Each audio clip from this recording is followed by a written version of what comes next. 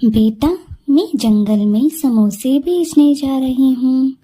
तुम मेरा इंतजार करना, इधर उधर कहीं नहीं जाना। घर में खाना पड़ा है, भूख लगे तो खा लेना। क्योंकि शिकारी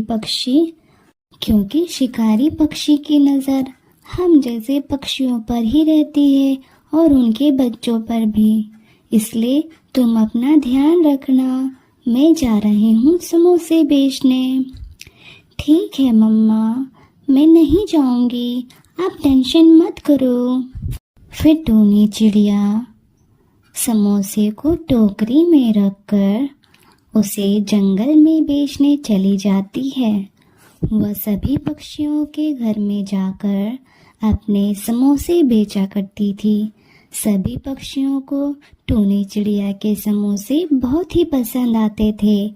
वह उसका इंतजार करते थे क्योंकि उन्हें घर बैठे स्वादिष्ट समोसे खाने के लिए मिल जाते थे। टूनी रानो चिड़िया के घर जाती है। रानो, समोसे ले लो, गर्मा गर्म है। हाँ टूनी, लाओ 3 समोसे दे दो, कब से पिंकी और गोलू इंतजार कर रहे हैं। फिर वह उन्हें 3 समोसे दे देती है। कुछ भी कहो टूनी, तुम्हारे समोसों का तो कोई जवाब नहीं है। फिर वह टूनी वहाँ से लूसी कबूतर के घर चली जाती है। वहाँ पर भी वह समोसे दे देती है। ऐसे ही वह सुबह से शाम तक समोसे बेचा करती थी। फिर वह शाम को घर आकर खाना बनाती। फिर वह गुड़िया के साथ में खाना खाती और सो जाती। गुड़िया के पापा नहीं थे। एक बार बहुत तेज बरसात के कारण वह जंगल में फंस गए थे। तभी उन पर बिजली गिर जाती है, जिससे वह वहीं दम तोड़ देते हैं। तभी से टूनी पर अपनी और अपनी बच्ची की जिम्मेदारियां आ जाती हैं। इस तरह वह रोज सुबह जल्दी उठकर समोसे बनाती और जंगल में जाकर उन्हें बेच आती। एक दिन की बात है, जब वह जंगल के रास्ते समोसे बेचने जा रही थी, तभी उस पे कुछ शिकारी पक्षी हमला कर देते हैं और टूनी चिड़िया जैसे तैसे अपनी जान बचाकर वहां से भागती है।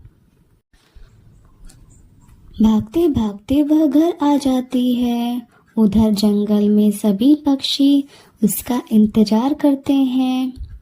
माँ, यह क्या हुआ आपको और यह चोट कैसे लगी है? तभी पास में रहने वाली बुलबुल चिड़िया भी आ जाती है, क्योंकि उसने टूनी को आते हुए देखा था। उसके पीछे पीछे ही बुलबुल चिड़िया भी आ जाती है। अब टूनी अपने साथ हुई सारी घटना के बारे में उन्हें बताती है। टूनी, चलो हम यह बात चाचा को बताते हैं। वह जरूर तुम्हारी इसमें कोई मदद करेंगे, नहीं तो वह दूसरे पक्षियों को भी बहुत नुकसान पहुंचा सकता है।